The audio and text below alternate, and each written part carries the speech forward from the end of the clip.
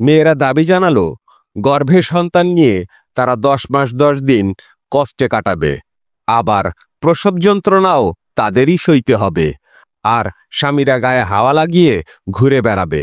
এ ঘোরতর অবিচার। এখন থেকে নিয়ম করা হোক, স্ত্রী সন্তান ধারণ ও প্রসব করবে, কিন্তু প্রসব বেদনায় ভুগবে সন্তানের পিতা। ঈশ্বর বললেন তথাস্তু। আন্দোলনের নেত্রী সন্তান সম্ভবা। তার প্রসবের দিন এগিয়ে এলো। দেখা গেল তার স্বামী নিরুপদ্রবে ঘুরে বেড়াচ্ছে, আর প্রসব বেদনায় কাতরাচ্ছে তাদের গাড়ির ড্রাইভার। শুনছিলেন শ্রদ্ধেয় লেখক আনিসুল হক রচিত উপন্যাস ফাঁদের 3য় পর্বের অংশবিশেষ। সম্মানিত শ্রোতা বন্ধুগণ, আজ শুনবেন শ্রদ্ধেয় লেখক আনিসুল হক রচিত উপন্যাস ফাঁদের 3য় পর্ব। প্রথম ও 2য় পর্বের লিংক দেয়া আছে কমেন্ট বক্সে। এখনও যারা চ্যানেলটি সাবস্ক্রাইব করেননি, দয়া করে চ্যানেলটি সাবস্ক্রাইব করে শুনতে থাকুন ফাঁদের 3য় পর্ব। 6 তলার ফ্ল্যাটের জানলায় এসে ময়ের মনে হলো সে আর পারবে না। এ ভ্রমণের দায় সে বইতে পারবে না আর। উফ, আরও 5টি তলা তাকে নামতে হবে। তারপর তার এই পতনের অবসান।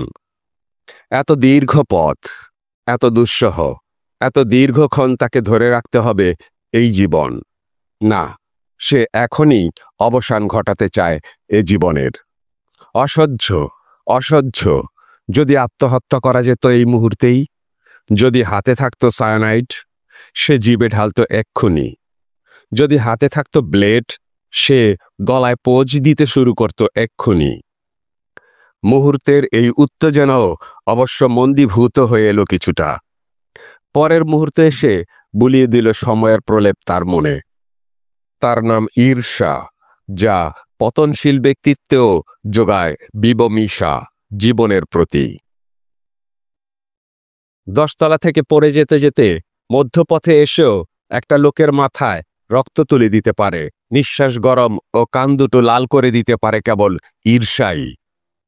এই এক অনুভূতি মানুষের, যা ভীষণভাবে জ্যান্ত হয়েও ভীষণভাবে মানবিক, এবং যা ক্যান্সারের চেয়েও দ্রুত অবনতিশীল, প্রসারণ ক্ষমতাময় এবং মারাত্মক। ঈর্ষান্ধ ব্যক্তি অন্ধের চেয়েও অন্ধ। সে কিছুই দেখতে পায় না, কেবল ঈর্ষাটুকু ছাড়া। সমস্ত সুখ তখন পরিণত হয় অসুখে। সাজানো বাগান মুহূর্তেই হয়ে পড়ে বিরান মরুভূমি। চারপাশের সবকিছু মনে হয় অর্থহীন। অথচ ঈর্ষা সমবয়সী প্রেমেরই, কিন্তু প্রেমের চেয়েও দীর্ঘজীবী হয় তা। প্রেম মরে যায়, ঈর্ষা মরে না। 6 তলার জানালা দিয়ে ফ্ল্যাটের ভেতরের দেয়ালে ময়ের চোখে পড়ল একটা পেইন্টিং। ছবিটা এত পরিচিত কেন ভাবতে গিয়ে তার মনে পড়ল, এ ছবিটাই তো তার স্ত্রী কিনেছে চিত্রশালা নামের গ্যালারি থেকে 10,000 টাকায়। শিল্পী M.A. বশিরের আঁকা ছাপচিত্র। এ ছবি এখানে এলো কিভাবে? 2 2 4 মিলে যাচ্ছে। তার স্ত্রী সাবিহা তাকে বলেছিল এটা সে কিনেছে তার বান্ধবী মীরার জন্য। মীরারা এতদিন ছিল দুবাইয়ে, মাস 2 হলো ফিরেছে দেশে। ওদের জন্য দোতলার বাসাটা সাবিহাই ঠিক করে দিয়েছে। দুবাইয়ে ইলেকট্রনিক জিনিস খুবই সস্তা। ঢাকা এয়ারপোর্টে কাস্টমস পেরোনো গেলে ইলেকট্রনিক জিনিসের দাম পড়ে জলের মতো। তাছাড়া ঢাকায় কোনো জিনিস কেনা মানেই বিদেশি দামে জিঞ্জিরার মাল কেনার ঝুঁকি নেয়া। মীরা এনেছে একটা সনি কোম্পানির ভিসিআর। দাম দিতে গিয়েই হলো মুশকিল। ওরা কিছুতেই টাকা নেবে না। কি যে বলিস না তুই সাবি, ওটার আর কি দাম? ও তো তোর জন্য এনেছি গিফট হিসেবে। তাছাড়া তুই ওই কাস্টমস ইন্সপেক্টরকে ফোন করে দিয়েছিস বলেই না এত জিনিসপত্র নিয়েও আমাদের তেমন ঝক্কি পোহাতে হয়নি। যা, তোর কাছে আমি এ সামান্য জিনিসটার দাম নেব? সাবিহা মুশকিলে পড়েছিল। এরই মধ্যে এসে গেল মীরা দম্পতির ম্যারেজ ডে। এখন ওদের কি দেওয়া যায়? চিত্রশালায় তখন ছিল এম.এ. বসিরের ছাপচিত্রের একক প্রদর্শনী। মীরাকে সঙ্গে নিয়ে সাবিহা গিয়েছিল এ প্রদর্শনী দেখতে। সেখান থেকে এসেই সে বলেছিল, শোনো, একটা ছবি কিনতে যাব কাল, মোটে 10,000 টাকা দাম। মীরা খুব পছন্দ করেছে তো, ওদের ঘরে মানাবেও খুব। ওদের ম্যারেজ ডের গিফটটাও দেয়া হবে, আবার আমার দায়ও শোধ হবে। উত্তম প্রস্তাব। ময়ের দ্বিমত পোষণের প্রশ্নই ওঠে না। সংসারে টিকে থাকার এই একমাত্র মন্ত্র সে জানে। স্ত্রীর সঙ্গে কোনো বিষয়ে ভিন্ন মত হতে নেই। স্ত্রীর যে কোনো প্রস্তাবই সাধু। এক অফিসের দেয়ালে সে দেখেছিল এক স্টিকার, তাতে লেখা সূত্র নং 1, বস সবসময় নির্ভুল। সূত্র নং 2, বস যদি কোনো ভুল করেন তবে সূত্র নং 1 দ্রষ্টব্য। সংসারের অফিসে স্ত্রী হলেন বস, তিনি সবসময় নির্ভুল। তার প্রস্তাব সর্বদাই উত্তম প্রস্তাব। কেবল তিনি যদি কখনো বলেন, আমার আগের প্রস্তাবটি ঠিক ছিল না, এখন যেটা বলছি সেটাই হলো ঠিক, তাহলে তার আগের প্রস্তাবটিকে ততটা উত্তম নয় বলে ভাবা যেতে পারে। সুতরাং নির্দ্বিধায় রাজি হয়েছিল। পরদিনই সাবিহা টাকা নিয়ে রওনা হয়েছিল চিত্রশালা অভিমুখে। ফিরে এসেছিল এই ছবিটা নিয়ে। দেখো তো কেমন কিনেছি ছবিটা। খুব সুন্দর, বলেছিল কালার কম্পোজিশনটা খুব সুন্দর না? হ্যাঁ, খুব সুন্দর। বলো তো কেন সুন্দর? এ প্রশ্নের জবাব হতে পারত, তুমি বলেছ সুন্দর, তাই সুন্দর। হতে পারত, আমার ঘাড়ে মাথা মাত্র একটাই, তাই সুন্দর। কিন্তু সে এসব না বলে চোখ তুলে তাকিয়েছিল ছবিটার দিকে, মনোসংযোগ করেছিল ছবিটায়। ছাপচিত্রে জল রঙের একটা ভ্রম সৃষ্টি করে এ ছবি। হয়তো এটাই ছবিটার বৈশিষ্ট্য। ছাপচিত্র সম্পর্কে তেমন ধারণা নেই ময়ের। টেকনিক্যালি ওটা কিভাবে করা হয় তা স্পষ্ট নয় ময়ের কাছে। তবে ছবিটার হলদেটে ছাপটা একটা স্থায়ী ছাপ ফেলতে সক্ষম হয়েছিল ময়ের মনে। সবচেয়ে বেশি করে অবশ্য চোখে পড়েছিল এর বাঁধাইটা। চারদিকে একটা ছাই রঙা বর্ডার, তারপর কালো রঙের ফ্রেম। ছবিটার রস আস্বাদন ঠিকভাবে করতে না পারলেও বুঝেছিল এর গুরুত্ব। কারণ এম.এ. বশিরের নাম ইদানিং খুব শোনা যাচ্ছে বটে। ছবিটা এখন শোভা পাবার কথা মীরার ঘরে, দোতলার ফ্ল্যাটে। কিন্তু এটা 6 তলায়, এই ফ্ল্যাটের দেয়ালে ঝুলছে কেন? এমন কি হতে পারে যে মীরা এই ছবির মর্ম বুঝতে পারেনি? সেটা সে নিজের ঘরে রাখা বাহুল্য মনে করেছে, তাই দিয়ে দিয়েছে 6 তলার পরিবারটিকে। কিন্তু তা তো হবার কথা নয়। 6 তলায় ফ্ল্যাটে এটা দেয়া হলে যে নিচতলার ফ্ল্যাটওয়ালারা সেটা যে কোনো সময় জেনে যেতে পারে, এই আশঙ্কা কি মীরার মনে উঁকি দেবে না? নাকি মীরারা এতটাই চক্ষু লজ্জাহীন? না, এটা সম্ভব নয়। তাছাড়া সাবিহা বলেছে মীরা তার ছবি পেয়ে খুবই খুশি হয়েছে, দেয়ালে টাঙিয়ে রেখেছে। ছবিটা লাগানোর জন্য মিস্ত্রি ডাকতে হয়েছে, ড্রিল মেশিন সমেত মিস্ত্রি এসেছে, পেরেক বসিয়েছে। এসব গল্পও তো সাবিহা তাকে করেছে বিশদ করেই। তাহলে সব মিথ্যা? সব মিথ্যা? এই যে বর্ণনার ক্ষেত্রে মেয়েরা ডিটেইলিংয়ে অভ্যস্ত, যে কোনো আগন্তুকের বর্ণনা চাওয়া হলে মেয়েরা দিতে পারে তার পোশাকের পুঙ্খানুপুঙ্খ বিবরণ, বলে দিতে পারে তার উচ্চতা, চশমার ফ্রেমের রং পর্যন্ত। তা কি ব্যবহৃত হতে পারে ক্যামোফ্লেজ হিসেবেও? 6 তলায় একটা কমন দেবর থাকে। ওই ছোকরা ফ্ল্যাটের প্রায় সব মহিলারই রান্নাঘরে ঢুকে যায় ভাবি ভাবি বলে। চুলের ঝুঁটিতে রাবার ব্যান্ড, গলায় সোনার চেইন। ওই ছোকরাকে দেখলেই মনে হয় গালে একটা প্রমাণ সাইজ চড় মারতে পারলে শান্তি হতো। কিন্তু মহিলারা কেন এত ভক্ত ওই হতচ্ছাড়াটার? মনে হয় হিন্দি ছবির কোনো লেটেস্ট নায়কের অনুসারী ওই রশিয়া দেওর। ওই নায়কের মতোই হয়তো তার বেশবাস। বাহুর উত্তল অবতল, মাংসপেশি, বুকের বিস্তার ও রোমরাজি। এটা হওয়া সম্ভব। সে অন্তত 10 জন মহিলাকে জিজ্ঞেস করেছে মেয়ের একটা ছেলের কি দেখে সবার আগে। উত্তর পেয়েছে ছেলেটা দেখতে কেমন। এটাই মেয়েদের প্রথম বিবেচ্য। অবশ্য সুন্দর সুপুরুষের মডেলকে এ নিয়ে যে কোনো দুটো মেয়ে খুব কম সময়েই একমত হতে পেরেছে। এই হতচ্ছাড়াটাকে যে সাবিহারও বিশেষ রকম পছন্দ সেটা বহুদিন থেকেই জানে ম। কিন্তু সেটা যে কোনো গুরুতর পর্যায়ে যেতে পারে তা কখনো তো মনে হয়নি তার। হ্যাঁ, সাবিহা মায়ের মৃত্যুবার্ষিকীতে দুটো ছাগল কিনে এনে কোরবানি দেবার মানত করেছিল। ওই ছাগল কিনে আনার দায়িত্বটা নিতে ম কিছুতেই রাজি ছিল না। দুটো ছাগল নিয়ে দড়ি হাতে দাঁড়িয়ে আছে রাস্তায়, তার হাতে কাঁঠাল পাতা। তবু ছাগল দুটো কিছুতেই নড়ছে না। এই দৃশ্য কল্পনা করেই নিজেকে ছাগল ভেবেছিল ম। ছেলেবেলায় এ ধরনের ছাগল সংক্রান্ত দৃশ্য সে বহু দেখেছে। এ অবস্থায় ছাগলের দড়ি টেনে লাভ নেই, খেলতে হবে পেছন দিক থেকে। দুটো ছাগলকে একসঙ্গে পেছন দিক থেকে ঠেলবে কে? ম বলেছিল, আমি এখন খুব ব্যস্ত। তুমি কি এই ছাগল কেনার কাছ থেকে আমাকে রেহাই দিতে পারো না? পারি, সাবিহা বলেছিল। আমি জানতামই তুমি পারবে না। নদী কভু নাহি করে পান নিজ জল, তরুগণ নাহি খায় নিজ নিজ ফল। ছাগলের পক্ষে যে ছাগল কেনা সম্ভব নয় এটা আমি জানতাম। সাবিহা নিজে বের হয়ে গিয়েছিল, সঙ্গে নিয়ে গিয়েছিল ওই ছোকরাটাকে। ছাগল কিনতে গেল এক দামড়া। ওরা রিকশায় গিয়েছিল নাকি স্কুটারে? সেদিন সেই প্রশ্ন মাথায় উদিত হয়নি, কিন্তু আজ হচ্ছে। রিকশা হলো গা ঘেঁষাঘেঁষি করে যাবার জন্য উত্তম বাহন, আর স্কুটার উত্তম কাঁধের উপর মাথা এলিয়ে দেবার জন্য।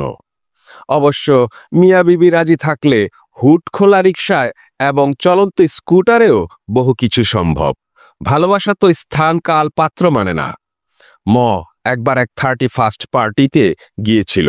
সেখানে উপস্থিত ছিলেন ঢাকার এক ছোকরা প্রেমিক লেখক আর এক নারীবাদী লেখিকা। খানিক পর উভয়েই নীরবে উঠে গিয়েছিলেন বাথরুমের দিকে। এক নিরীহ অভ্যাগত মহিলাদের এক টয়লেট থেকে উভয়কে বেরুতে দেখেছিলেন। তিনি ছিলেন শিশুর মতোই সরল আর জিজ্ঞাসাপ্রবণ।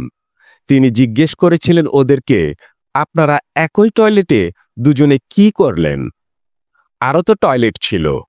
এই প্রশ্নের জবাব ওরা দেবার দরকার মনে করেননি। পরে ভদ্রলোক জনে জনে জিজ্ঞেস করেছিল, এই দুইজন জনপ্রিয় লেখক লেখিকা একই টয়লেটে গিয়ে কি লেখালেখি করছিল, আপনারা কেউ বলতে পারেন? ওই অভ্যাগতকে দোষ দেওয়া যায় না। ফুলশয্যা কথাটা এদেশে বহুলভাবে প্রচলিত। নবদম্পতির প্রথম মিলন হবে ফুলের বিছানায়। এর চেয়ে রোমান্টিক কল্পনা আর কী বা হতে পারে? তৃণশয্যার কথাও শোনা যায় কখনো কখনো। স্নান ঘরে শুয়ে পড়াটাও দেখা যায় ফিল্মে টিলমে। তাই বলে মলমূত্র শয্যা, কমোডাসন? না, ওই ভদ্রলোকের জিজ্ঞাসাটা অত্যন্ত স্বাভাবিক। হ্যাঁ, ছাগল অভিসার ছাড়াও তো আরও নানা অভিযানে এই যুগল বেরিয়ে পড়ে। সোয়ারি ঘাট থেকে বড় বড় দুটো রুই মাছ কেনার জন্য সাবিহা ও এই গণদেবরটি এক মধ্যরাতে যে বেরিয়ে পড়েছিল, এ কথা মনে পড়ার সঙ্গে সঙ্গেই ময়ের সমস্ত চিন্তা ভাবনা আচ্ছন্ন হয়ে পড়ল। তার মাথা ঝিমঝিম করে উঠল। দু কানে শব্দ হতে লাগলো দপদপ। শ্বাস নেওয়া কষ্টকর হয়ে পড়ল। গলা শুকিয়ে উঠল। চোখ মুখ হয়ে উঠল রক্তবর্ণ। সমস্ত চরাচর মনে হতে লাগলো অর্থহীন। না, সে আর চিন্তা করতে চায় না। নিজের স্ত্রীকে অন্যের বাহুপাশে চিন্তা করে সুখ পায় এমন পাষণ্ড এ পৃথিবীতে খুব বেশি থাকার কথা নয়। যে সচিবটি তার স্ত্রীকে দেখেছেন মহামান্যের ক্রোড়ে ক্রীড়ারত আর এ দৃশ্য সহ্য করেছে নীরবে, ওই লোকটির অন্তরের আগুন হাবিয়া দোজখের চেয়েও বেশি যন্ত্রণাময়। অথচ ওই প্রেমিক যুগলের দিক থেকে বিবেচনা করলে ব্যাপারটা ঠিকই আছে। জীবনানন্দ দাশ তো বলেই গেছেন, অবৈধ সঙ্গম ছাড়া সুখ, অপরের মুখ ম্লান করে দেওয়া ছাড়া প্রিয় স্বাদ নেই। তাহলে এই চলেছে এতদিন। তাই তো আজকাল হঠাৎ করে রূপচর্চার দিকে এতটা মনোযোগী হয়ে পড়েছে সাবিহা। টক দই, উপটান, মুসুরের ডালবাটা ইত্যাদি চোখে মুখে চুলে মেখে সারাটা দুপুর বসে থাকে সে। টেলিফোনে আধা ঘন্টা 1 ঘন্টা মৃদু স্বরে কথা বলে। ধূমপান করে না, কিন্তু তাদের ড্রয়িং রুমের অ্যাস্ট্রেতে মাঝে মধ্যেই ছাই দেখা যাচ্ছে ইদানিং। মেয়েটা স্কুলে যায়, পরিচারিকাটা দুপুরে খেয়ে দিয়ে ভাত ঘুম দেয়। কি হয় তখন বাসায়? কি হয়? এতটা বোকা সে, এতদিন কিছুই ধরতে পারল না। ভাবল ওই গণদেবরটি প্রত্যেক ফ্ল্যাটে সার্ভিস দিচ্ছে ভাবিদের। সমাজে এরকম উপকারী প্রাণী থাকে 2-1টা, নিরীহ, তৃণভোজী, গৃহপালিত। ভেবেছে ওই দামড়াটাও ওই জাতের, উপকার করে, কিন্তু বিনিময়ে চায় না কিছু, অন্তত ক্ষতির কিছু চেয়ে বসে না কখনো। এতদিন এই বোকার স্বর্গে থাকলো কি করে? সাবিহা তাহলে বেশ দক্ষতার সঙ্গে মিথ্যা বলা শিখেছে। সত্য বলাটাও কিন্তু অন্য সব সংস্কারের মতোই, একবার মিথ্যা বললেই বোঝা যায় কোথাও কোনো ওলটপালট হলো না, আকাশের রং পাল্টালো না, সূর্য পশ্চিম দিকে উঠল না, দিব্যি সব ঠিকঠাক চলে যাচ্ছে। যে একবার মিথ্যা কথা বলার স্বাদ পেয়ে গেছে সে বারবার বলবে, তার জিভে আর আটকাবে না। যে গরু একবার বেড়া ভেঙেছে সে বারবার ভাঙবে। বেড়ার অন্য পাশে যে সবুজ ধান ক্ষেত, লকলকে চারা গাছ আছে, সামান্য একটু বেড়া পেরুতে পারলেই যে তা পাওয়া যায় নাগালের মধ্যে, আর ওই বেড়া ভাঙা যে কোনো কঠিন কাজ নয়, গরু যদি একবার বুঝে যায় তাকে কে আটকাবে? বিশ্বস্ততার চারিদিকে তো কোনো বেড়াও নেই, প্রাচীর নেই, কেবল সামান্য সাহসই পারে অবিশ্বস্ততার অসীম সবুজ প্রান্তরের সন্ধান দিতে। আর মানুষে মানুষে সম্পর্ক তো বড়ই কৌতুককর। অজানাকে জানা, অচেনাকে চেনা, অজেয়কে জয় করার আগ্রহ যে মানুষের চিরন্তন প্রবৃত্তি। তাই তো মানুষ বেরিয়ে পড়েছে সমুদ্র পেরুতে, পাহাড় ডিঙোতে, মহাকাশের রহস্য ভেদ করতে। মহাকাশের চেয়েও বড় রহস্যময় হল মানব হৃদয়। যতক্ষণ তা অজেয় থাকে, দুর্গেয় থাকে, ততক্ষণই তো প্রাণপণ চেষ্টা তা জয় করে নেবার, অধিকার করে নেবার। তারপর অপার কৌতূহলে হাত বাড়ানো অন্য কোনো হৃদয়ের প্রতি। সাবিহা তাকে এত গুছিয়ে মিথ্যা বলতে পারল, ওই ছোকরাটাকে ছবি দেবার জন্য সে এতগুলো কথা স্রেফ বানিয়ে বলে গেল। মীরার প্রসঙ্গ তাহলে পুরোটাই ধাপ্পা। বিশ্বাস ভেঙে যাওয়ার মতো বেদনা বোধ হয় আর কিছুতেই হয় না। সমস্ত বুক হঠাৎ শূন্য মনে হয়, বুক জ্বালা করতে থাকে, চারদিকে সবকিছু মনে হয় অর্থহীন প্রতারণা। এই ছবিটা সে এই বদমাসটাকে দিতে চায়। এটা কেন গোপন করল সাবিহা? গোপন না করলে কি এটা তাকে দেওয়া সম্ভব হতো না? সেক্ষেত্রে একটা ছবি কিনে গিফট করাটা কেন অপরিহার্য হয়ে উঠল তার জীবনে? এ জীবন আর কিছুতেই রাখবে না। এখনই কেন তার পতন পর্ব শেষ হচ্ছে না? কেন এখনই এসে যাচ্ছে না নিচতলা হাউজিং কমপ্লেক্সের শানের আঙিনা? কেন এই মুহূর্তটাংশেই তার মাথা আছড়ে পড়ছে না নিরেট কঠিন ভূমিতে? কেন ফেটে যাচ্ছে না তার করটি? কেন ছিটকে বেরিয়ে আসছে না তার হলুদ মগজ? জীবনের ভার খুবই অসহ্য বোধ হতে থাকল ময়ের কাছে। 1 সেকেন্ডের 1% সময়ও তার কাছে মনে হচ্ছে অনন্তকাল।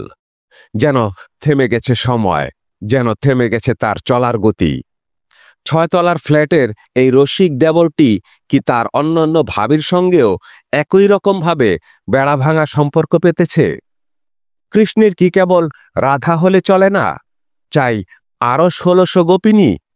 এক জীবনের অভিজ্ঞতায় বুঝেছে নারী শিকার কোনো কোনো পুরুষের নেশা যেমন সুন্দরবনের পঁচাবদি গাজী খ্যাপাটে হয়ে উঠে একের পর এক বাঘ মেরে নিজের ক্রেডেনশিয়ালকে ওজস্বী করতে চায়। ওই যে গল্প আছে, এক লোক কুয়োর ধারে দাঁড়িয়ে গুনছিল ৩৩। তাই দেখে এক পথচারী তাকে গিয়ে জিজ্ঞেস করল, ভাই, আপনি কুয়োর মধ্যে কি গুনছেন? পথচারীকে এক ধাক্কায় কুয়োর গভীরে ফেলে দিয়ে লোকটি গুনে চলল ৩৪, ৩৪, ৩৪। কোনো কোনো পুরুষের ক্ষেত্রে নারী হল সংখ্যা মাত্র। সে কত অধিক সংখ্যক নারীকে তার কুয়োয় ফেলতে পেরেছে, এই তার একমাত্র বিচার্য।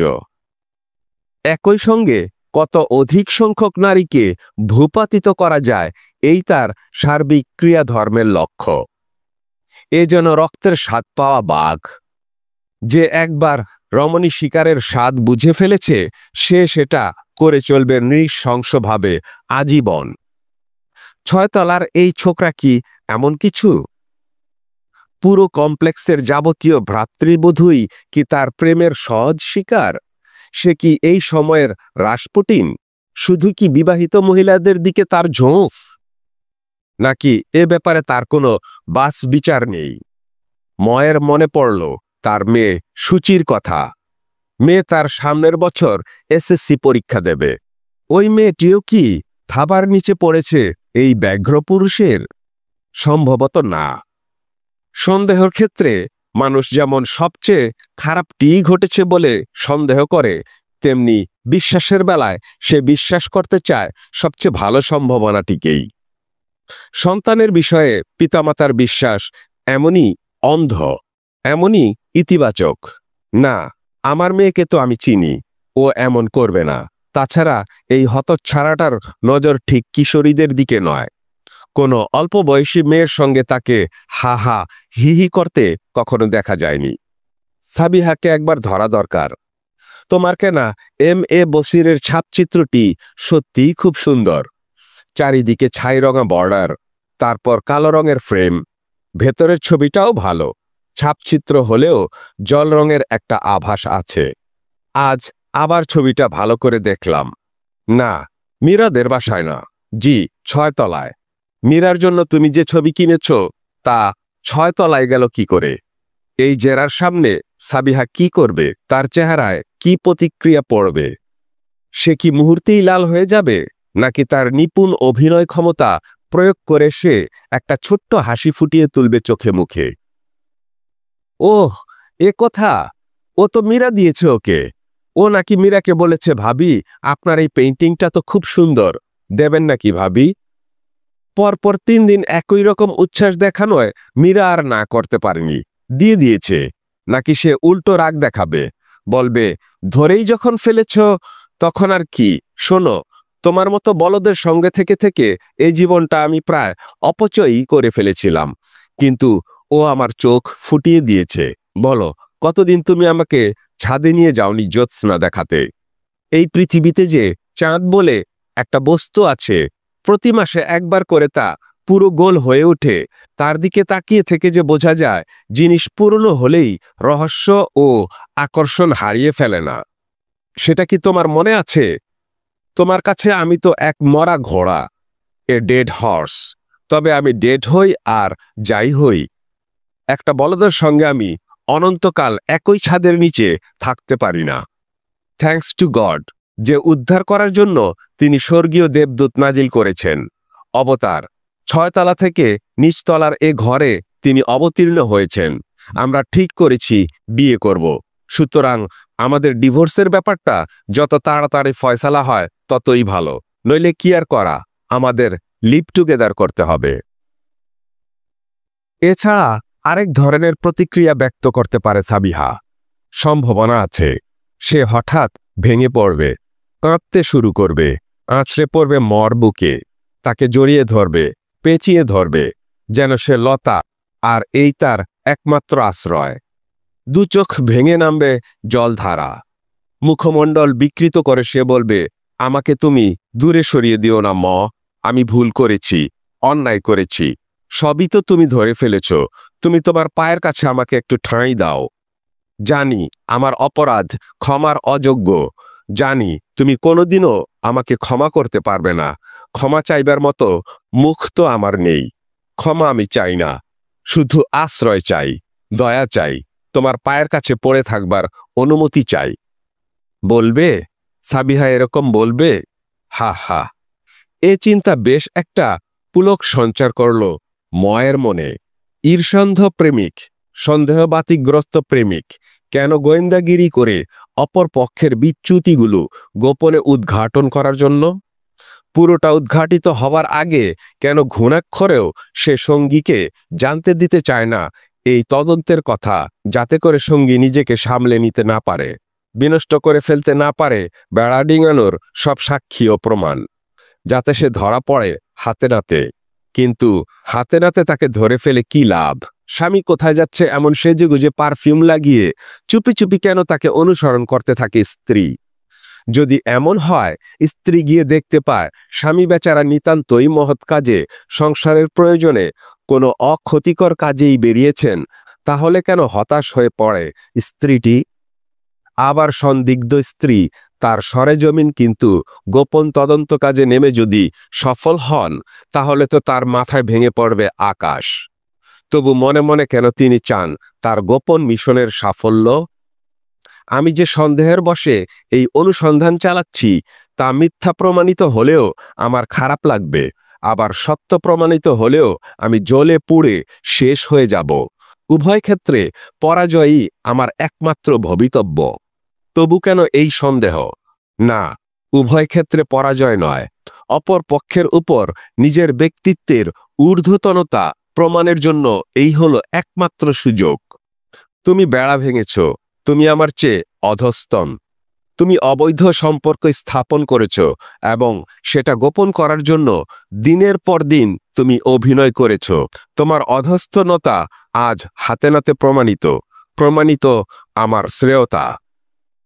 আমি সাবিহাকে ক্ষমা করে দেব, আনন্দের সঙ্গেই দেব। না, আত্মহত্যা করার কোনো দরকার নেই। আমাদের একটা মেয়ে আছে না? ভাবতে লাগলো।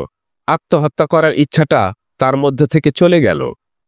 স্ত্রীর অধনস্থতা প্রমাণ করতে পেরে সে এখন মনে মনে এক ধরনের সুখ পাচ্ছে। ক্ষতস্থান খুঁচিয়ে জিভ দিয়ে চেটে বাঘ যেমন সুখ পায়, কিন্তু সাবিহা যদি এই অবৈধ সম্পর্ক অব্যাহত রাখে, সে যদি গোপনে গোপনে চালিয়ে যেতে থাকে তার এই প্রণয়, আবার রক্ত উঠতে শুরু করল ময়ের মাথায়। ওই হারামজাদাটাকে আমি খুন করব। অবৈধ সঙ্গম ছাড়া সুখ, অপরের মুখ ম্লান করে দেওয়া ছাড়া প্রিয় স্বাদ নেই। তোমার সুখ আমি বার করছি, প্রিয় স্বাদ ঢুকায়ে দেব। আমার মুখ ম্লান করে দিতে চাও? চামড়া কেটে লবণ লাগিয়ে দেব। অন্যের চামড়া কেটে লবণ লাগাতে চাইছো কেন তোমার নিজের ঘর সামলাও। তুমি অক্ষম, অযোগ্য পুরুষ, স্ত্রীকে বশে রাখতে পারোনি। আহ! ভেঙে পড়ল। সমস্ত বুক জ্বলে যাচ্ছে, তার কান্না পাচ্ছে। সে দ্রুত নেমে যেতে চাইছে নিচতলার মাটিতে, কিন্তু পতনের একটা গতিসূত্র আছে। সময় শেষ হওয়ার আগে কিছুতেই এ যাত্রা শেষ করতে পারবে না। আমি ফাঁদে পড়ে গেছি, এ ফাঁদ থেকে আমার মুক্তি নেই। কাঁদতে লাগল, বাঁধ ভাঙা জোয়ারের মতো কান্না। 6 তলা থেকে 5 তলায় নেমে এসেছে এও একটা বিষয় যে 6 তলার যা মেঝে, তাই 5 তলার ছাদ। ইঞ্জিনিয়াররা বলবেন বিম আর স্ল্যাব। ফ্ল্যাটের পাশ দিয়ে উপর থেকে নিচে পড়তে পড়তে এইসব ইঞ্জিনিয়ারিং স্ট্রাকচারও পেরুতে হচ্ছে কে। আধুনিক স্থাপত্য কলায় এখন বাইরে থেকে বুঝতে দেওয়া হয় ভবনের কোথায় স্তম্ভ, কোথায় খিলান, কোথায় বিম। পুরনো জামানায় ভবনে কঙ্কালটা গোপন রাখা হতো। মেদ মাংস ত্বক দিয়ে যেমন দেহের কঙ্কাল গোপন করা হয়, আধুনিকতা অনেক খোলামেলা। এই উদারতা এমনকি প্রসারিত স্থাপত্যবিদ্যায়ও। ময়ের এক বন্ধু পড়ত ইঞ্জিনিয়ারিং ইউনিভার্সিটিতে, তার কাছ থেকেই সে শুনেছে এসব। বন্ধুটি বলেছিল, জানিস, আমরা কেবল উত্তরাধুনিক ভবনই বানানো শিখি না, জীবনাচরণেও আমরা উত্তরাধুনিক। আমাদের এক ম্যাডাম আছেন, মালিহা ম্যাডাম। উনি কখনো শাড়ির আঁচল গায়ে রাখতে পারেন না। পরীক্ষা হলে পরিদর্শক হিসেবে পায়চারি করতে করতে তিনি বলেন তার সহকর্মীকে, গায়ে আঁচল থাকতে চায় না, বুঝলেন? প্রচণ্ড শীতেও তাকে কেউ গায়ে শাল চড়াতে দেখেনি। আজকাল আর ঠান্ডা পড়ে না, বুঝলেন? তিনি বললেন। দুষ্ট ছাত্ররা মালিহা ম্যাডামের নাম দিয়েছে খালিগা ম্যাডাম। ওরা আসলে ম্যাডামের জীবন দর্শনটা ধরতে পারেনি। ম্যাডাম যে জীবনযাপনে উত্তর আধুনিক, সে কারণেই তার শরীরের কাঠামো তিনি দেখাতে পছন্দ করেন বাইরের দর্শকদের। যেমন উত্তর আধুনিক স্থপতিরা দর্শকদের বুঝতে দিতে চান ভবনের ভেতরের কাঠামো। 5 তলা ফ্ল্যাটের জানালা খোলা, কিন্তু জানালায় পর্দা, মশারির মতো পাতলা পর্দা। ঘরের ভেতরটা দেখা যায়। ভেতরের দৃশ্যে চোখ ফেলল সঙ্গে সঙ্গে কেঁপে উঠল তার বুক। মধ্য 40-এর জানে বুক কাঁপার একটাই অর্থ, ওকে তুমি অসম্ভব পছন্দ করো, চরম পছন্দ। প্রেমিক যখন দেখা করে প্রেমিকার সঙ্গে, সেই প্রেম যত পুরনোই হোক, যদি তা সত্যিকারের প্রেম হয়, তাহলে দেখা হবার সঙ্গে সঙ্গে বুক কেঁপে উঠবেই। ছেলেদের কাঁপে বুক, মেয়েদের নাকি ডেকে ওঠে পেট, পেট গুড় গুড় করে ওঠে। মেয়েদের ব্যাপারটা প্রথম জেনেছে অভিনেত্রী সুবর্ণার সাক্ষাৎকার পরে অবশ্য সাবিহাও বলেছে, ভালোবাসার মানুষকে দেখলে পেটের মধ্যে কেমন যেন করে। তবে ছেলেদের যে বুক কাঁপে সেটা সে নিজের অভিজ্ঞতা থেকে জানে। অবশ্য অন্য কোনো পুরুষকে সে জিজ্ঞেস করে দেখেনি। অন্তত 3 জন সাক্ষী না পাওয়া গেলে কোনো কিছু প্রমাণিত হয় না। যেমন জেনার সাক্ষী লাগে অন্তত 3 জন পুরুষ।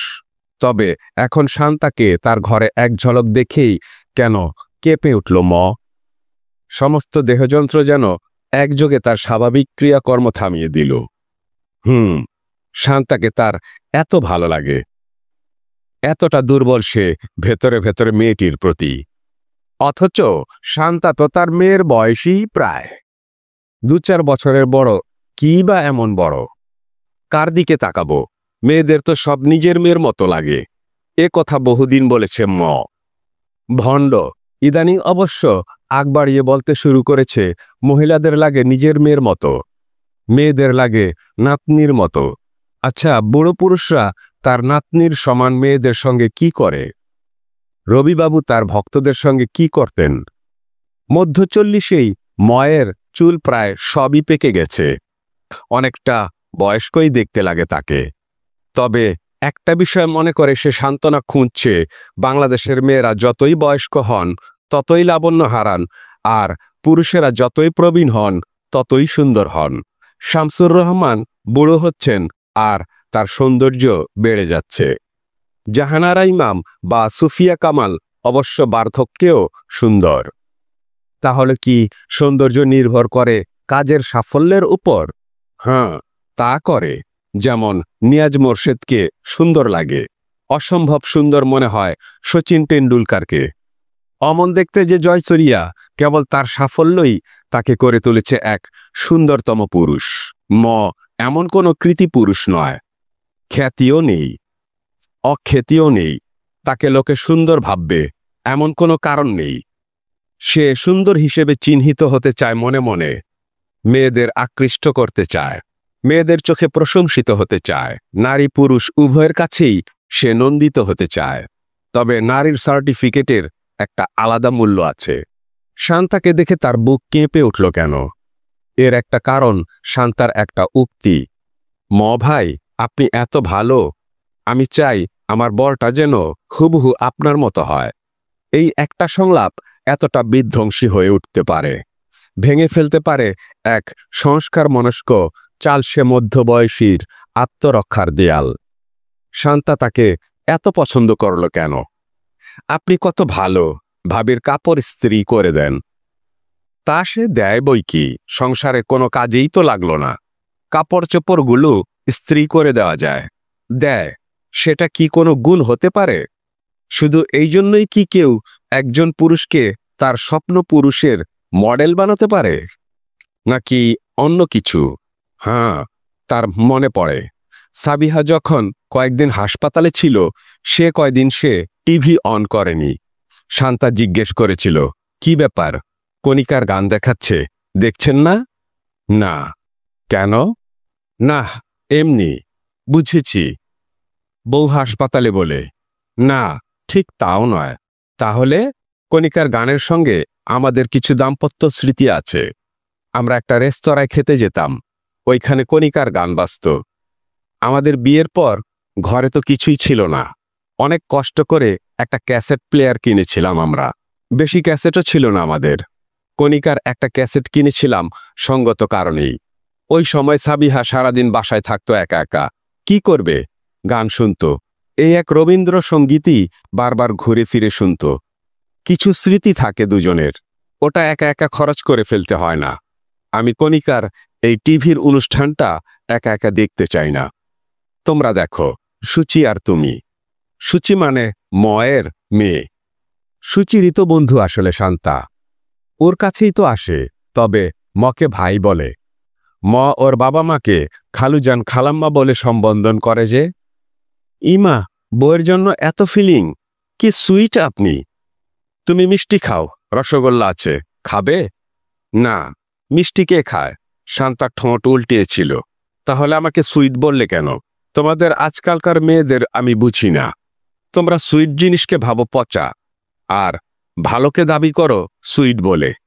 সব কিছু খেয়ে দেখতে হবে নাকি? তা না, তবে মিষ্টি যে তোমরা একেবারেই পছন্দ করো না, তা কিন্তু নয়। তোমরা চকলেট পছন্দ করো, আইসক্রিম পছন্দ করো, পুডিং পছন্দ করো। তার মানে তোমাদের পছন্দ অপছন্দটা যতটা না জিভের, তার চেয়েও বেশি চলতি ফ্যাশনের। শোনেন, আপনি মোটেও সুইট না। আপনি হলেন কয়লার মতো তেতো। বাহ বাহ, একটা কথাকে কত পেঁচালেন! শুধু কি তার ওই দিনের ওই স্ত্রী প্রীতি দেখে মুগ্ধ হয়েছে শান্তা? নাকি অন্য কিছু? অবশ্য শান্তা যেদিন শাড়ি পরে এসেছিল সেদিন ম প্রশংসা করেছিল। এই কাজটা ম করে। আজকালকার মেয়েরা সচরাচর শাড়ি পরে না, শাড়ি না পরাটাই আজকের চল। কিন্তু যেদিন শাড়ি পরে সেদিন তাদের বিশেষ দিন। ওই দিন তারা প্রশংসিত হতে চায়। সুতরাং অকৃপণ কিন্তু স্বাভাবিক স্বরে বলেছিল ম, বাহ, আজ যে একেবারে অপরূপ হয়ে এলে। কপালের টিপটা কি শাড়ির আঁচলের সঙ্গে ম্যাচ করিয়েছ? হ্যাঁ, এই প্রশংসাটা সে করেছিল, কিন্তু সেটা কোনো সচেতন বিনিয়োগ নয়। সেটা আপনা আপনি এসে গিয়েছিল। ম জানে প্রতিটা সম্পর্কের পেছনেই আছে বিনিয়োগ। বিনিয়োগ ছাড়া কোনো সম্পর্কই আপনা আপনি রচিত হয় না। হ্যাঁ, খ্যাতিমানদের কিছু ভক্ত স্বয়ংক্রিয়ভাবে তৈরি হয় বটে, কিন্তু সেসব ভক্তের সঙ্গে খ্যাতিমানটির সম্পর্ক স্থাপিত হয় তখনই যখন খ্যাতিমান কিছুটা বিনিয়োগ করেন। একটুখানি হাসি, একটুখানি প্রশ্রয়, খানিক প্রশংসা, অতঃপর রিরিংসা। খ্যাতিমান যদি অনেকগুলো সম্পর্কে জড়িয়ে পড়েন, বুঝতে হবে প্রত্যেকটির পেছনেই তাকে কিছু না কিছু লগ্নি করতে হয়েছে, ইনভেস্ট করতে হয়েছে। মানব মানবীর সম্পর্ক নিয়ে তার এক বন্ধু এক মজার তথ্য উদ্ভাবন করেছে। বন্ধুটি বলে, দুনিয়াটা হলো মোরগ লড়াই বা ককফাইটের রিং। স্কুলের বার্ষিক ক্রীড়া প্রতিযোগিতায় যে ককফাইট হয় সেই রকম। একটা রিংয়ের মধ্যে এক পাল প্রতিযোগীকে ছেড়ে দেওয়া হলো। তারা প্রত্যেকে এক পায়ে লাফাচ্ছে। এক হাত দিয়ে ধরে রেখেছে এক পা, অন্য হাতটিও পেছনে, প্রথম হাতের কোণে ধরানো। লাফাতে লাফাতে কাঁধ দিয়ে এক প্রতিযোগী আঘাত করছে অন্য প্রতিযোগীকে। যে পড়ে যাচ্ছে সেই বিদায় নিচ্ছে রিং থেকে।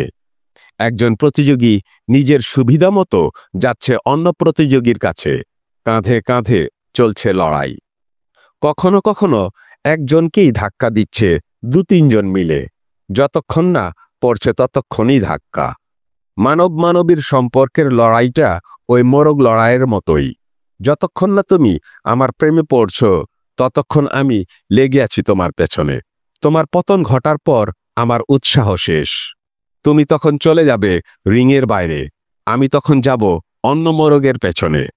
তেমনি আমার পেছনেও লাগবে কেউ কেউ। যতক্ষণ পারি কাঁধে কাঁধ লাগিয়ে লাফিয়ে যাব। পড়ে গেলেই কিন্তু শেষ। হ্যাঁ, শান্তাকে ইচ্ছায় হোক অনিচ্ছায় হোক কাঁধ দিয়ে ধাক্কা দিয়েছে নাকি তাকেই ধাক্কা দিয়ে চলেছে শান্তা? সওয়ালের জবাব পাওয়া অবশ্য বেশ কঠিন, কিন্তু সত্য এই যে রিংয়ের মধ্যে আর শান্তা এখন মুখোমুখি। কে আগে পড়ে যাবে কে জানে, দুজনের কেউ অবশ্য নাও পড়তে পারে। টুক টুক টুক টুক করে লাফাতে লাফাতে দুজনেই চলে যেতে পারে দুদিকে, অন্য কাউকে ধাক্কা দিতে। অবিরাম মোরগ যুদ্ধ চলছে তো। আজ শান্তাকে দেখে তার বুকটা কেঁপে উঠল। তার মেয়ের সমান বয়সী শান্তা, পাতলা পর্দার ভেতর দিয়ে এক ঝলকে অস্পষ্ট এই দেখা। শান্তা হাঁটছিল, হয়তো এ ঘর থেকে হেঁটে অন্য ঘরে যাচ্ছিল। অতটুকুন দেখার মধ্যে বলতে পারবে না যে কি পরে আছে শান্তা, ম্যাক্সি নাকি জামা, কি রঙের। ভালো করে বুঝে ওঠার আগেই যে তার বুকে দ্বন্দ্ব বেজে উঠল। আর বুকের ওই কাঁপন থেকেই স্থির যে সে এখন ককফাইটে ওই মেয়েটির সঙ্গে যুঝে চলেছে। সম্ভবত পতনটা তার দিক থেকেই ঘটে যাবে, সে পড়ে যাবে। কিন্তু তার কি পড়ে যাওয়া উচিত? তার না একটা মেয়ে আছে, তার কি পড়া উচিত? তার না আছে অঙ্গীকার? অঙ্গীকার না থাকা কত ভালো। ময়ের এক বন্ধু আছে, অবিবাহিত। সে আশ্চর্য হয়ে আবিষ্কার করেছে এই লোকটির কোনো অঙ্গীকার নেই। প্রতিটা নারীকে সে তোয়াজ করে একই ভাষায়। যে কোনো নারীকেই সে অবলীলায় লিখে দিতে পারে ভালোবাসা নাও, যেন ইংরেজির ডিয়ার। যে কোনো নারীকে সে ডেকে বলে, চলো থিয়েটার দেখতে যাই। যাকে নিয়ে গেল তাকে বলে, তুমি পাশে ছিলে বলেই নাটকটা দেখা গেল, নইলে নাটকটা তো বোগাস। আর যাকে সে নিয়ে যেতে পারল না তাকে বলে, কাল তোমাকে সত্যি মিস করেছি, দুটো টিকিট কিনেছিলাম, পাশের সিটটা ফাঁকা রেখে দিয়ে বলেছিলাম লোক আছে। শোর সময়ও সিটটা ফাঁকাই ছিল।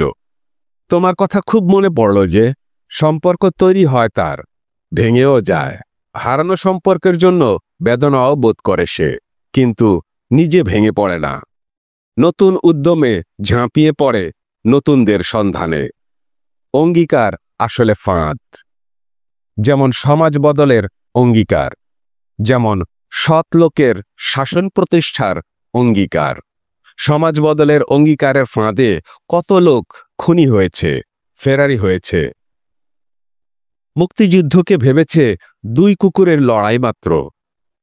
সৎলোকের শাসন প্রতিষ্ঠার কথা বলে অসততার চূড়ান্ত যারা করে তারাও তো ওই ফাঁদে পড়েই করে। তখন হত্যাকে খুব জরুরি কর্তব্য বলে মনে হয়, ঘৃণাকে সবচেয়ে আবশ্যকীয় অস্ত্র বলে মনে হয়। তো ওই ফাঁদেই আটকা পড়ে আছে। ওই ফাঁদ ভাঙার সাহস যে তার নেই। সামাজিকের প্রশস্তিও যে তার চাই, কিন্তু সামাজিকের ভ্রূরভঙ্গিও যে তাকে টানছে। একটু আগে 6 তলার ফ্ল্যাটের পাশে যখন ছিল সে, তখন কাঁদছিল। জীবন তার মনে হচ্ছিল দুর্বহ। এখন মাত্র 1 তলা নিচে নামতেই জীবন সম্পর্কে তার হিসেব নিকেশ পাল্টে গেল। স্ত্রীকে হাতে নাতে ধরে ফেলার যে জ্যান্তব জিজ্ঞাসায় সে আমোদিত হয়ে উঠেছিল, এখন সেই অনুভূতিটা আর নেই। এখনো অবশ্য দ্বিধা আছে। নিজের সঙ্গে নিজের দ্বন্দ্বটা চলছে। নিজের শ্রেয়তা ঊর্ধ্বতনতা বজায় রাখার জন্য যে তার অবিচল থাকতে হবে, এ কথা তার মনে হচ্ছে। কিন্তু দ্বিধা কি এক অর্থে প্রেম নয়? তার এক বন্ধুর ক্ষেত্রে সে তো এই সিদ্ধান্তই দিয়েছিল, বলেছিল কনফিউশন ইজ লাভ। তুই ভালোবাসায় হাবুডুবু খাচ্ছিস সেতু। সেতু বলেছিল, জানিস ওকে যে ঠিক কি চোখে আমি দেখি ঠিক বুঝতে পারি না। ও তো আমার সম্পর্কে ভাগ্নি হয়, ঠিক রক্তের সম্পর্কে ভাগ্নি নয় অবশ্য। আমার আপার ননদের জামাইয়ের বোনের সতীনের মেয়ের কাজিন। আমাকে মামা ডাকে। এখন সারাক্ষণ আমার পেছনে লেগে আছে, সারাক্ষণ মামা মামা করে, বলে সেতু মামা ও তো আমার জান, আমি ওকে সময় দিচ্ছি। বেশি সময় অবশ্য দিই না। রোজ বিকেলে 2 ঘন্টা রিক্সা ভাড়া করি ঘন্টা হিসেবে। তারপর দুজনে রিক্সায় করে ঢাকার নতুন নতুন গলি রাস্তাঘাট চিনতে যাই। ওকে কিন্তু আমার খুব বেশি ভালো লাগে না। মুখের দুটো পাশ ঠিক সমান নয়, অ্যাসিমেট্রিক। ওর প্রেমে আমি পড়িনি।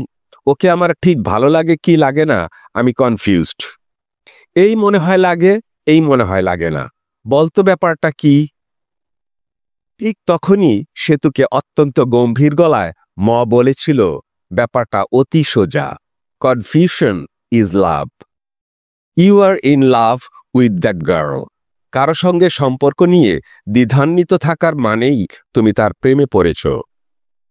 বলিস কি প্রেমেই পড়ে গেছি? হ্যাঁ, প্রেম হলেও এটা ঠিক গভীর প্রেম নয়, অগভীর প্রেম।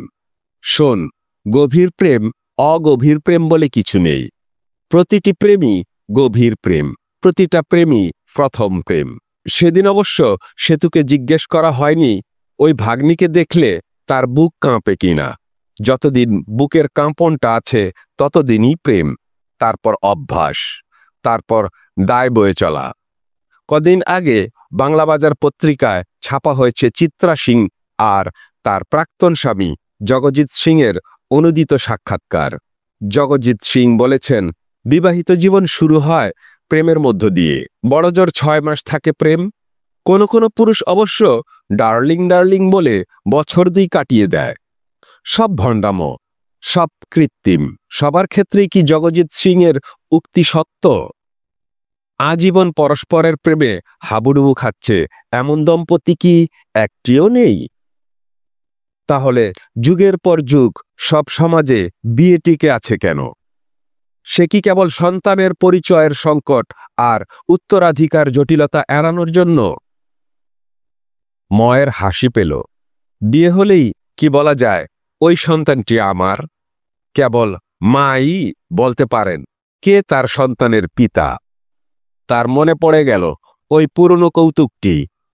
মেয়েরা দাবি জানালো গর্ভে সন্তান নিয়ে তারা 10 মাস 10 দিন কষ্টে কাটাবে, আবার প্রসব যন্ত্রণাও তাদেরই সইতে হবে, আর স্বামীরা গায়ে হাওয়া লাগিয়ে ঘুরে বেড়াবে। এ ঘোরতর অবিচার। এখন থেকে নিয়ম করা হোক, স্ত্রী সন্তান ধারণ ও প্রসব করবে, কিন্তু প্রসব বেদনায় ভুগবে সন্তানের পিতা। ঈশ্বর বললেন, তথাস্তু। আন্দোলনের নেত্রী সন্তান সম্ভবা তার প্রসবের দিন এগিয়ে এলো।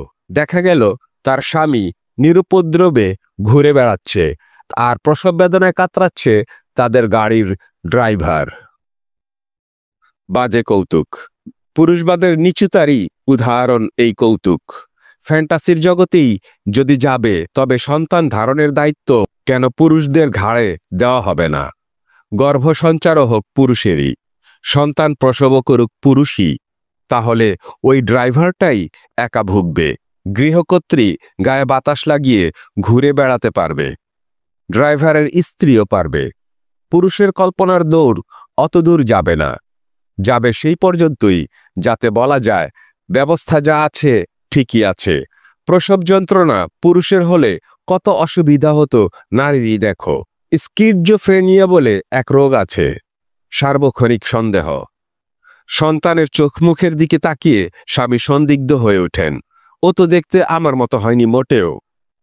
ও কার ছেলে, ও কার ছেলে? কিংবা স্ত্রী একে একে তদন্ত করে দেখেছেন স্বামীর কোথাও অপরের কামনার কোনো চিহ্ন লেগে আছে কিনা। তার কোটে কোনো দীর্ঘ চুল, রুমালে কারো লিপস্টিকের দাগ, ডায়েরিতে কোনো গোপন দীর্ঘশ্বাস বা টেলিফোন নাম্বার। ওই মেয়েটার সঙ্গে তুমি অমন হেসে হেসে কথা বলছিলে কেন? শোনো, তোমার মুখ দেখলে আমি সমস্তটা মন পড়ে ফেলতে পারি। ওই মেয়ের দিকে যখন তুমি তাকাচ্ছিলে তখন তোমার চোখে আমি দেখতে পেয়েছি লোভ। ছি ছি ছি, এত নিচু তুমি! তোমার সম্পর্কে আমার ধারণা কত উঁচু ছিল। স্বামী বেচারা চমকে ওঠেন, বলে কি? মুখ দেখেই বলে দিতে পারে মনের সমস্ত খবর। বুঝে ফেলল ওই মেয়ের সঙ্গে হেসে হেসে গল্প করার পেছনে আছে তার লোভ। ধরে ফেলল কি করে? কি করে ফেলে? একদিন ওই নিয়ে আলাপ করছিল তার বসের সঙ্গে। বস বলেছিলেন মেয়েরা সব ক্ষেত্রেই সন্দেহ করে। প্রতিটি মেয়ের সঙ্গে স্বামীর সম্পর্ক আশঙ্কা করে সে কুঁকড়ে ওঠে। প্রতিটা ক্ষেত্রেই সে একই কথা বলে, ওই মেয়ের জন্য তোমার চোখে দেখেছি লোভ। কোনোটা মিলে যায়, তখন পুরুষটি ভাবে, বুঝল কি করে? যখন মেলে না, পুরুষটি স্ত্রীর কথা আমল দেয় না। রাত্রি সর্বত্রই হয়, কিন্তু যেখানে বাঘের ভয় কেবল সেখানেই টের পাওয়া যায়। শরীরের কোথাও ক্ষত থাকলে বারবার সেখানেই কেন আঘাত লাগে? আঘাত অন্যত্রও লাগে, কেবল ক্ষত স্থানেরটি টের পাওয়া যায়। শান্তার সঙ্গে তার সম্পর্কটি সাবিহা টের পায়নি এতদিনেও। সাবিহার তো চোখ এড়ানোর কথা নয়। ময়ের এ জীবনে কিছুই ঘটেনি যা সাবিহা টের পায়নি।